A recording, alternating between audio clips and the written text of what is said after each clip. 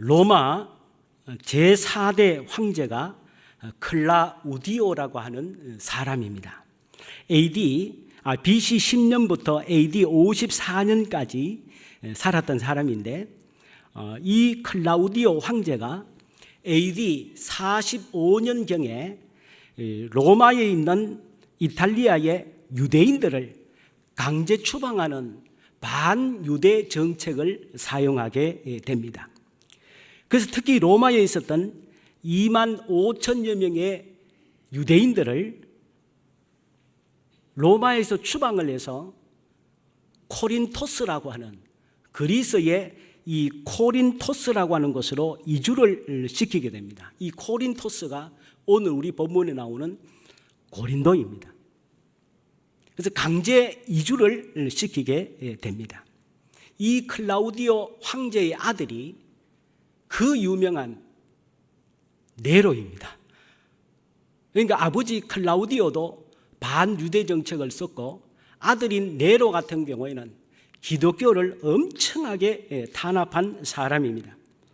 오늘 2절에 보니까 아굴라라 하는 본도에서 난 유대인 한 사람을 만나니 클라우디오가, 이게 이제 클라우디오입니다, 모든 유대인들을 명하여 로마에서 떠나라 해서 아굴라와 브리스길라라는 사람이 이탈리아에서 코린토스, 즉 고린도로 오게 되었다 하는 것을 말씀을 하고 있습니다. 이 고린도는 당시 그리스에서 인구가 제일 많았다 그럽니다. 약 70여만 명. 지금도 한 도시가 70여만 명이면 적은 도시는 아니잖아요. 그런데 2000년 전에 70만이었으니까 상당히 큰 도시였습니다. 그리고 이 고린도는 두 개의 큰 바다가 만나는 지점이었어요. 지금 말하면 이오니아 해와 에게 해가 두 개가 만나는 접점에 이 코린토스라고 하는 도시가 있었습니다. 그리고 로마에서 온 유대인들도 굉장히 많이 왔고, 또 발칸 지역과 그리스 유럽 사람들이 많이 고린도로 몰려와서 함께 산 곳이기 때문에 이 고린도는 그 당시에 상당한 국제적인 도시로서 큰 입지를 가지고 있었습니다. 바울이 고린도로 오기 전에 아테네에 있었지 않습니까? 이 아테네가 철학과 신화와 우상 종교들로 넘쳐난, 어쩌면 형이상학적인 측면에 발달된 도시였다고 한다면, 이 고린도는 상업과 무역이 발달되어서 돈이 넘쳐났습니다. 우리나라도 보면, 우리나라 세계 어디에서도 보면 산업이 발달해서 돈이, 현금이 많이 돌수록 향락 산업이 넘쳐나지 않습니까? 그러니까 아테네보다 고린도가 훨씬 향락 산업이 넘쳐났습니다. 그리고 그 당시에 신들을 많이 섬겼는데, 아테네라는 곳이 프레테논에 있는 전쟁의 여신 이 아테네란 말이 아테나 여신의 이름을 따서 아테네가 됐는데, 이 전쟁의 여신 아테나라고 하는 여신을 섬기는 도시가 아테네였다고 한다면, 이 고린도는 미의 여신 아프로디테를 섬기는 도시였습니다. 이 아프로디테가 로마 쪽에서는 비너스라고 하는 거죠. 이 아프로디테나 비너스나 같은 의미라고 보시면 되겠습니다. 그래서 이 고린도는 미의 여신을 숭배해서 섬긴다는 우상의 이름으로 향락 산업이 양성화가 돼서 음란이라든가 이러한 쾌락이 어두운 곳에서 이루어지는 것이 아니고, 이게 무슨 죄냐? 이것은 아프로디테 미의 여신을 섬기는 하나의 방편이다라고 해서 대놓고 쾌락을 추구하는 도시가 고린도였습니다. 그래서 교회 사학자들이 의하면 이 고린도는 소돔과 고모라보다 더 타락한 도시였다, 이렇게 말씀하고 있습니다. 그런데 다른 점이 무엇일까요? 소돔과 고모라는 하나님의 유황불의 심판을 받은 곳이라고 한다면, 이 고린도는 하나님의 은혜로 교회가 세워졌다고 하는 것입니다. 아테네보다 더 어렵고 힘든 이 고린도에서 바울 일행은 아테네보다 더 힘있게 하나님의 사역을 감당하면서 가정교회들이 많이 세워졌습니다. 죄악이 많은 곳에 마귀가 난리치지만, 그러나 죄악이 관한하다고 해서 하나님의 역사가 없는 것도 아니고, 죄악이 많은 곳일수록 하나님의 은혜와 성령의 역사도 더 강력하게 임한다라고 하는 것입니다. 그래서 바울 일행이 영적으로 힘든 이 고린도에서도 놀라운 하나님의 사역을 감당을 해서 아테네에서보다 더 많은 교회들이 세워지고, 신약의 고린도 전후서 아주 장편에 해당할 정도로 고린도 전후를 통해서 고린도 교회를 바로 세우고 힘있게 주의 사역들을 감당하게 되는 것입니다. 그렇다면 오늘 영적으로 너무나도 혼탁한 이 고린도에서일지라도 놀라운 하나님의 사역을 감당할 수 있었던 비결은 무엇일까요? 우리가 때로는 지금 이 환경에, 지금 이 형편에 어떻게 우리가 주님을 제대로 섬길 수 있겠느냐, 이 난리판에 어떻게 하나님의 역사를 우리가 경험할 수 있느냐, 이건 인간적인 생각입니다. 고린도는 아테네보다 훨씬 더 어려운 지역이고 영적으로 혼탁한 지역이지만, 아테네보다 고린도에서 하나님의 역사는 더 강력하게 이루어진 것을 알 수가 있는 것입니다. 어떻게 해서 그들은 주의 사역을 잘 감당할 수 있었으며 하나님은 어떻게 역사하셨습니까? 첫 번째로 보면 어려운 환경에도 하나님께 집중하였습니다. 환경 탓하지 않고 어려운 환경에서도 오직 하나님께 집중했습니다. 오늘 바울이 아테네를 떠날 때도 보면 좋은 모습으로 떠나지는 않았습니다. 많은 교회 사가들이나 주석가들은 바울이 다른 곳에서보다 아테네에서 사역의 열매가 가장 적었다라고 공통적으로 말을 하고 있습니다. 어쩌면 아테네에서, 오늘 우리가 지난번에 17장에 봤지만 아테네에서 교회를 세웠다는 말이 없습니다. 이것을 볼 때에 바울은 아마도 아테네에서 원하던 사역의 열매를 얻지 못한 실패했을 것이다, 이렇게 해석하는 분들이 많이 있습니다. 어쨌든 바울은 아테네에서 고린도로 오게 되었습니다. 실패한, 좌절된 마음으로 고린도에서 왔을 수도 있을 것입니다. 그런데 이곳에서 또 어떤 사람들을 만나게 됩니까?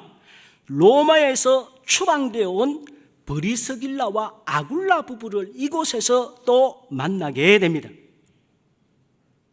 고린도에서 만난 사역자들은 사실은 모두가 의기양양하고 모든 면에서 힘이 있고 뭐든지 하면 잘 되는 형편에서 고린도에서 만난 것이 아니라, 바울도 아테네를 떠날 때는 큰 열매가 없이 떠난 상태고, 브리스길라와 아굴라는 로마에서 쫓겨난 사람들입니다. 그런데 이곳에 5절에도 보면 실라와 디모데도 마게도냐로부터 이 고린도에 합류하게 되면서 오합지졸 같은 이들이 고린도에서 모여서 함께 협력하여 놀라운 하나님의 교회를 세우고 큰 일들을 감당하는 것을 알 수가 있습니다. 백지장도 맞들면 낫다고 했습니다. 동력자들이 함께하여 열심히 복음을 전한 그 결과 7절에서 8절에 보면 거기서 옮겨 하나님을 경외하는 디도, 유소도라 하는 사람의 집에 들어가니 그 집은 회당 옆이라. 또 회당장 그리스보가 온 지방과 더불어 주를 믿으며 수많은 고린도 사람도 듣고 믿어 세례를 받더라. 여러 곳에 흩어져 있던 사람들이 모여서 하나가 되어서 협력하고 동력해서 주의 일을 할 때에 귀한 역사가 일어나게 되었습니다. 회당장이라고 하면 유대교 중에서도 회당을 책임지는 아주 골수 유대교 사람입니다. 예수님을 절대로 인정할 수 없는 위치에 있는 사람인데 이 회당장조차도 예수님을 영접하게 되는 역사가 고린도에서 일어나게 되었습니다. 장작불도 함께하면 잘 타고 더 유용하게 쓰임을 받을 수 있지만 잘 타던 장작도 흩어놓으면 금방 꺼지게 됩니다. 하나님의 일은, 하나님의 사역은 능력이 있는 사람 혼자서도 할 수 있을 것입니다. 그러나 주의 일은, 하나님의 교회 공동체는 혼자서 다 할 수 있어도 혼자 다 하면 안 되고 더디더라도 여러 사람이 함께 할 때에 아름다운 영적 공동체의 모습을 가질 수 있다고 하는 것입니다. 이들의 만남은 계획되어 있지 않았으나 하나님께서 선히 인도해 주셨습니다. 로마에서 잘 살고 있던 부부가 갑자기 추방되었을 때에 얼마나 황망스럽고 힘들었겠습니까? 이번에 북한에서 우리나라 문화팀이 가가지고 공연을 했는데 북한 평양 대학생들의 애창곡 1위가 뭐라고요? 지금 북한의 대학생들이 가장 많이 부르는 우리나라 대중가요가 뭐라고요? 총 맞은 것처럼 정신이 없어. 총 맞은 것처럼 정신이 없어가 애창곡 1위랍니다. 이 브리스길라와 아굴라 부부가 총 맞은 것처럼 갑자기 로마에서 추방되었으니 얼마나 당황스럽고 혼란했을 것입니다. 많고 많은 지역 중에 왜 하필 고린도로 가야만 했을까요? 그곳에서 어떤 일이 벌어질지 그들은 전혀 몰랐을 것입니다.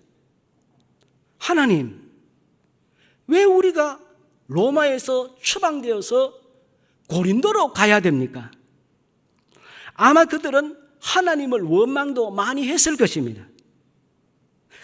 그런데 한 치 앞도 못 보고 당황스럽게 이 고린토서에 갔지만 그곳에서 바울을 만나게 됩니다.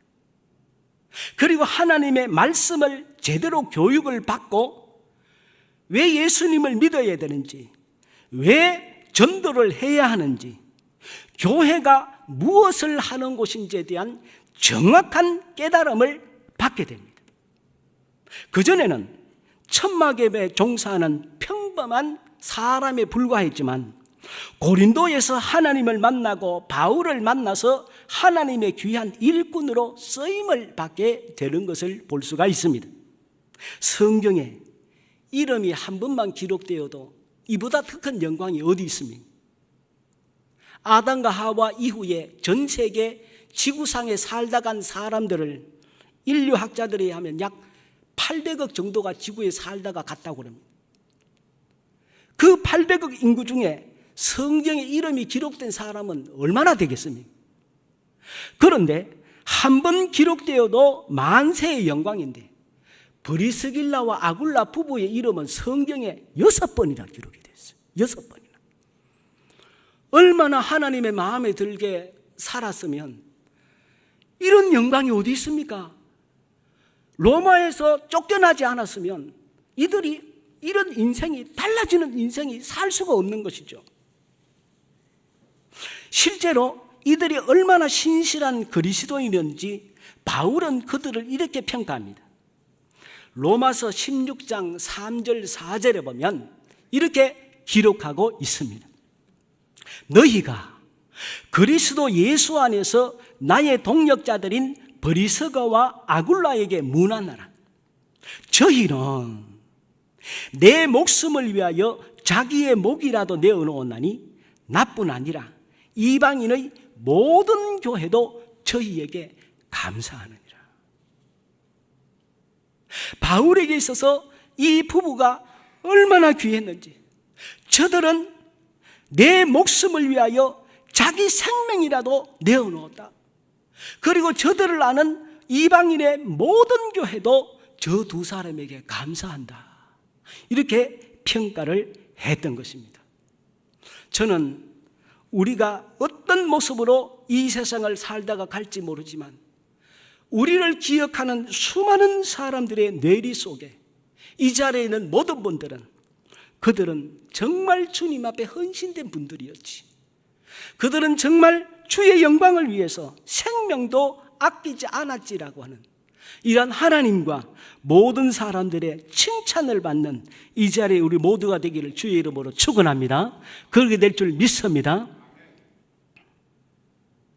그러므로 우리 삶의 모든 만남이나 흔적들은 우연이 아닙니다. 어려운 환경이 갑자기 발생하여도 이것을 육적으로 해석하지 말고 영적으로 해석하면 놀라운 하나님의 섭리를 깨닫고 복된 삶을 살 수가 있습니다.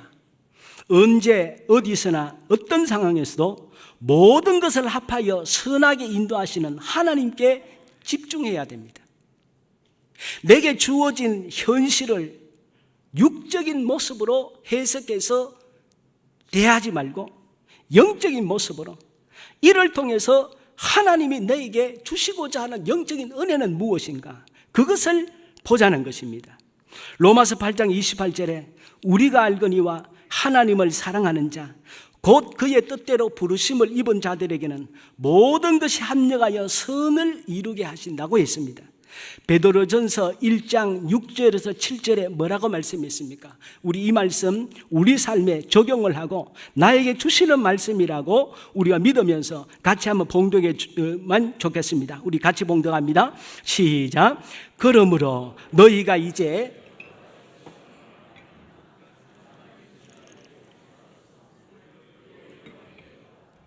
너희 믿음의 확실함은 불로 연단하여도 없어질 것보다 더 귀하여 예수 그리스도께서 나타나실 때에 칭찬과 영광과 존귀를 얻게 할 것이니라.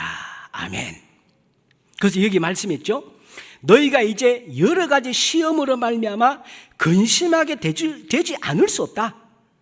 시험이 있으면 믿음이 있든 없든 근심하게 되는데 잠깐 근심하게 되지 않을 수 없으나 예수 믿는 사람이 어려움을 당했는데 예수 믿지 않는 사람보다 똑같이 완전히 세상 다 뒤집어진 것처럼 하나님이 없는 것처럼 너무 오래 절망하고 좌절하는 것은 믿는 사람의 태도가 아니라는 것입니다. 시험이 있으면 근심할 수밖에 없지만 잠깐 근심할 수는 있어요. 인간이기 때문에. 그러나 하나님이 우리 아버지신데 우리에게 왜 우리를 망하게 하시고 우리에게 나쁜 일을 하실 마음을 주시고 하시겠습니까? 오히려 크게 기뻐할 수 있다. 이거 바로 믿음을 가진 사람의 태도라고 하는 것입니다. 그러므로 우리는 어떤 어려운 상황에서도 하나님께 집중해야 돼요. 잠언 24장 16절에도 주님께서 우리에게 말씀했습니다. 다시 한번 같이 한번 봉독하겠습니다. 시작. 대저 의인은 7번 넘어질지라도 다시 일어나리니와 악인은 재앙으로 말미암아 엎드러지느니라. 믿습니까? 그렇습니다. 그럼 우리가 주님을 따르는 사람일지라도 넘어질 수 있어요. 내가 실수할 수도 있고 마귀에 의해서도 넘어질 수 있지만 그러나 문제는 거기에 굴복해서 영원히 주저앉으면 안 되죠. 의인은 7번 넘어질지라도 주님이 함께 하시는 사람이기 때문에 일어날 수 있다고 주님은 우리에게 분명하게 말씀하고 있는 것입니다. 그러므로 이들은 로마에서 쫓겨났고 아테네에서 큰 열매를 얻지 못하고 고린도에 왔고 여러 가지 연약한 사람들이 모여서 이 영적으로 험악한 그 당시에 가장 힘든 고린도에서 힘있는 하나님의 사역들을 감당할 수 있었다는 것입니다. 두 번째로 어떤 역사가 있었습니까? 5절에서 8절에 보면 말씀에 붙잡혀 예수는 그리스도이심을 증거한 것입니다. 5절 말씀해 보니까 실라와 디모데가 마게도냐로부터 내려오매 바울이 하나님의 말씀에 붙잡혀 유대인들에게 예수는 그리스도라 밝히 증거했다. 하나님의 말씀에 붙잡혔다는 것은 성령 충만하여 담대하게 말씀을 전했다는 것입니다. 당시 유대인들, 즉 하나님은 창조주라고 인정을 했지만 예수님은 하나님의 아들이 아니다, 예수님은 이 세상의 메시아가 아니다, 그리스도가 아니라고 했던 이 유대인들은 예수님을 따르는 그리스도인들에 대하여 예수라는 거짓말장의 함정에 빠진 사람들로 보았습니다. 그리고 헬라인들은 그리스도인들을 일컬어서 상식과 이성이 없는 어리석고 바보스러운 사람들이라고 보았습니다. 어디에 그런 말씀이 나옵니까?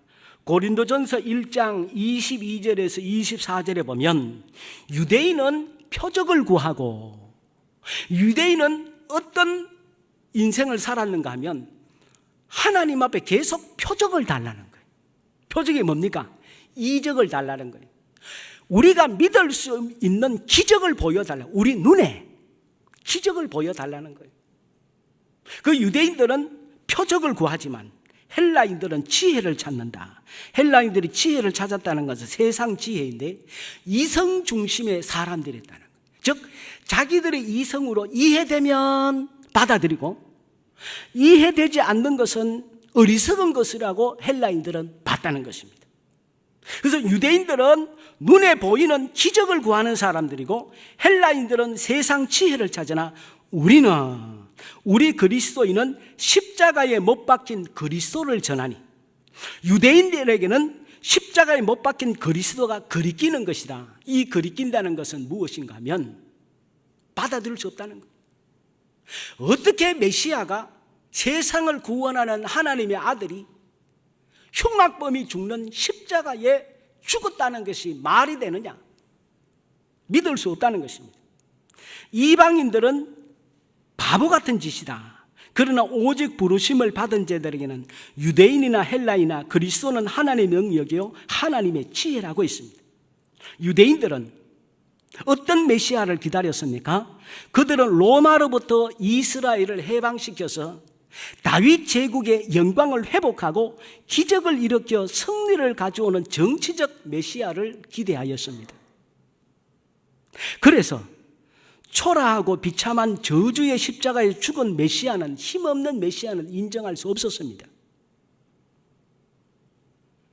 적어도 메시아는 로마의 압제로부터 우리나라를 해방시키는 능력 있고 기적을 일으키는 정치적 메시아여야 된다고 했던 것입니다. 그러므로 십자가에 죽은 예수님은 메시아라고 인정할 수 없었던 것이죠. 그러므로 모든 그리스도인은 정신병자이거나 예수라는 사기꾼의 거짓의 덫에 빠진 사람들로 유대인들은 보았습니다. 헬라인들은 어떻게 보았습니까? 이들은 세상의 지혜와 이성 중심의 사람들입니다. 이들의 지적 요구를 만족시켜 줄 수 없는 어떤 것도 무의미하게 여겼습니다. 그래서 세상을 구원할 정도로 능력 있는 메시아라면 세상을 구원하는 메시아가 어떻게 흉악범이 죽는 십자가에서 힘없이 저렇게 처참하게 죽을 수 있느냐? 이게 어떻게 이성적으로 말이 되냐? 이 세상을 구원할 전능자가 어떻게 십자가에서도 내려오지 못하고 저렇게 처참하게 죽을 수 있냐? 이건 메시아가 아닌데 어떻게 이성적으로 이거 이해가 되냐? 아니라는 것이. 그리고 하나님의 아들이 인간의 몸을 입고 세상에 왔다? 이걸 어떻게 증명할 수 있느냐는 거죠. 그러므로 헬라인들은 이들의 지혜와 이성으로 이해되지 않기 때문에 기독교인들은 저거는 바보다, 아무것도 깨닫지 못하는 어리석은 자들로 보았던 것입니다. 그러나 예수님께서 십자가에서 못 박히신 것이 과연 실제로 흉악범이어서 십자가에 달려 죽은 것입니까? 예수님이 실제로 능력이 없어서 십자가에 달리신 것입니까? 예수님이 메시아가 아니어서, 세상을 구원할 하나님의 아들이 아니어서 십자가에 못 박혔습니까? 그것이 아니죠. 예수님이 십자가에 못 박히신 유일한 이유는 오직 우리의 죄를 사하시려고, 우리의 죄를 용서하시기 위해서 당신께서 자원하셔서 십자가를 지신 것이죠. 당신이 십자가에서 못 박히심으로 말미암아 우리가 십자가형을 당하지 않도록 하기 위해서, 그 저주에서 우리를 구원하시기 위해서 예수님께서 자원해서 십자가에 달리신 것이지, 예수님이 메시아가 아니어서가 아닌 것이죠. 그러므로 십자가에 못 박힌 예수님이 영원한 저주에서 우리를 구원하시는 하나님의 능력이 하나님의 지혜입니다. 예수님의 십자가가 있었기 때문에 우리가 구원을 받게 된 것이죠. 예수님의 십자가가 하나님의 능력입니다. 세상 사람들의 세상 지혜를 알 수 없는 하나님의 지혜인 것입니다. 그래서 예수님의 십자가가 하나님의 공의를 만족시켰습니다. 죄의 삭선 사망이라는 법칙, 이 공의를 예수님께서 충족시키시고 우리에게는 사랑과 은혜를 베푸셔서 우리를 구원해 주신 것입니다.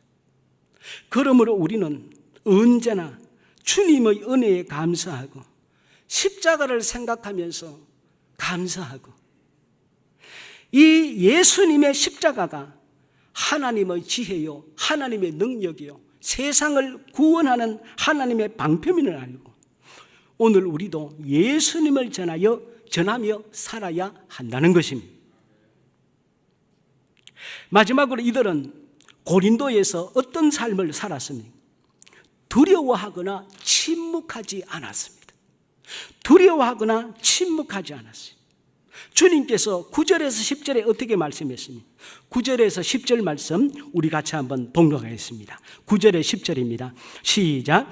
밤에 주께서 환상 가운데 바울에게 말씀하시되 두려워하지 말며 침묵하지 말고 말하라. 10절. 내가 너와 함께 있음에 어떤 사람도 너를 대적하여 해롭게 할 자가 없을 것이니 이는 이 성중에 내 백성이 많음이라 하시더라.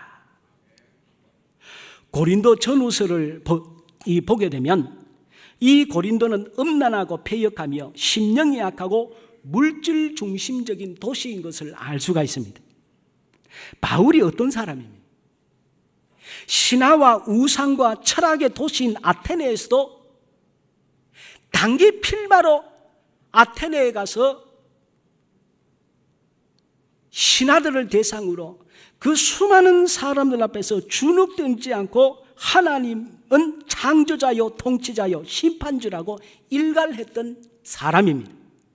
그런데 이런 사람도 고린도에서는 웬일인지 어둠의 권세를 가진 사탄의 집요한 방해를 인하여 대단히 힘들어했던 것 같습니다. 고린도전서 2장 3절에 보면 이런 말씀이 있습니다. 바울의 고백이 나왔습니다. 고린도전서 2장 3절에 보면 내가 너희 가운데 거할 때에 약하고 두려워하고 심히 떨어노라. 바울이 고린도에서 대단히 힘들었다는 것입니다. 사역의 열매도 없고 특히 같은 동족인 유대인들의 박해와 공격은 견딜 수 없이 힘이 들었던 것 같습니다. 그래서 빨리 고린도를 떠나려고 했던 것 같아요. 6절에 보니까 그런 말씀이 있죠. 바울이 복음을 전하는데 6절에 보니까 그들이 대적하여 비방을 했습니다.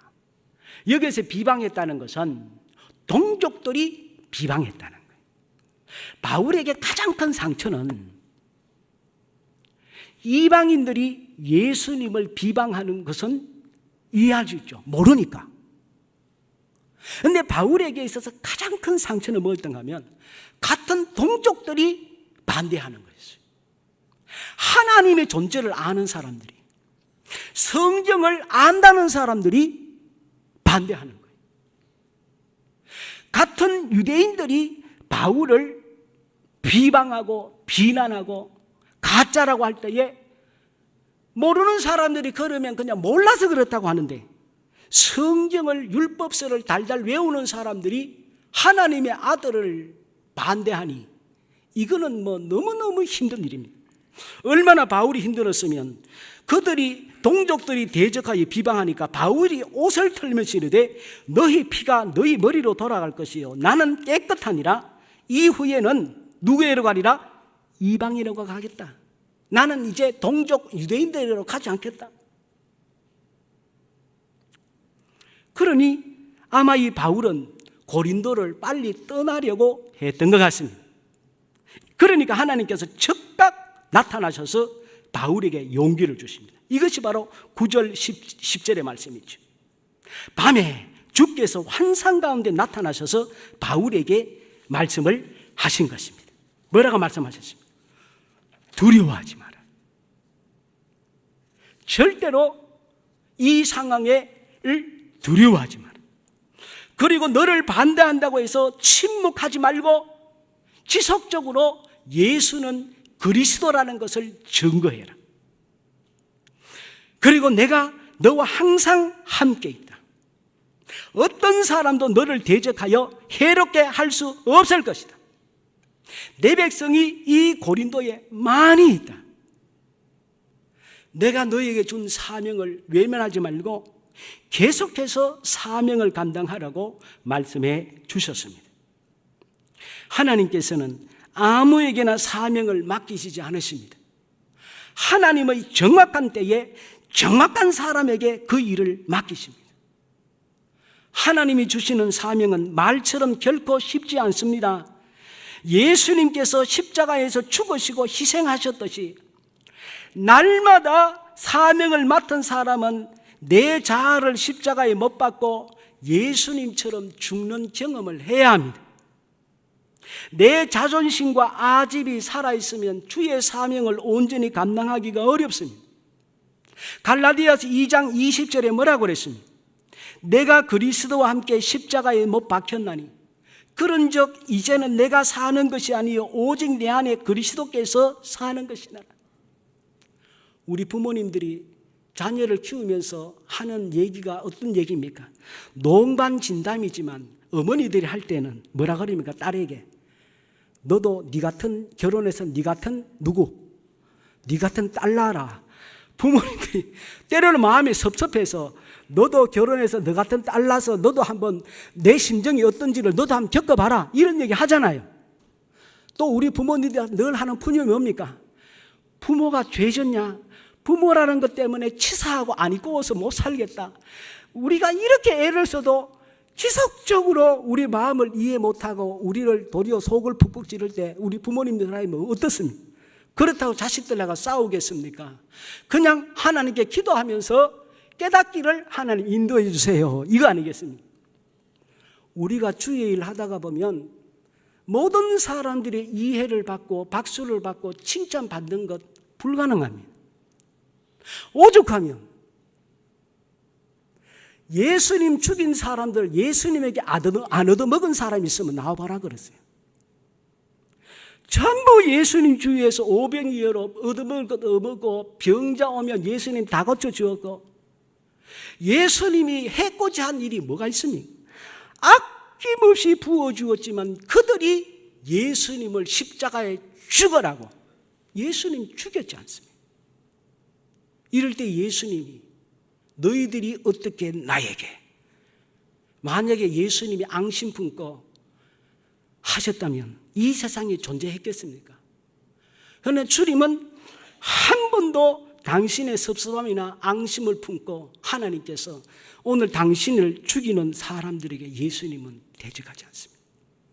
주여, 저들이 하는 것을 저들이 알지 못하나이다. 저를 보시고 용서해 주옵소서. 이것 아니었습니다. 우리가 주의 일을 하다가 보면 주의 사명을 하다 보면 주의 사명이 식은 죽먹기 같으면 아무나 할 수 있죠. 그러나 교회에서 맡은 일들도 때로는 우리는 열심히 해도 때로는 입장을 다 듣지 못해서 오해를 받고 그런 일들이 얼마나 많습니까? 이럴 때에 사명을 맡은 자는 어떤 자세를 취해야 될까요? 예수님께서 십자가에 죽어주시고 당신을 희생해 주셨듯이 오늘 우리도 내 자존심 버리고 내 자아 버리고 내가 그리스도와 함께 십자가에 못 박혔나니 따라해 봅시다. 나는 2000년 전에 죽었다. 예수님과 함께 죽었다. 그런 것이죠. 내가 그리스도와 함께 십자가에 못 박혔나니 2000년 전에 우리도 함께 죽었다는 거예요. 그런즉 이제는 내가 사는 것이 아니라는 거예요. 나 혼자 사는 것이 아니라는 거예요. 이제는 내가 단독자로 사는 것이 아니고 이제는 예수님과 내가 연합돼서 함께 사는 존재죠. 이제는 내 자존심도 없고 내 자아도 없고 오직 주님의 심장이 내 안에 살아야 된다는 거죠. 그러므로 사명자는 어떻게 해야 됩니까? 내 자존심 다 내세우고 내 자아 다 내세우고 내 주장 다 내세우는 것이 하나님의 사명자가 할 일이 아닌 것입니다.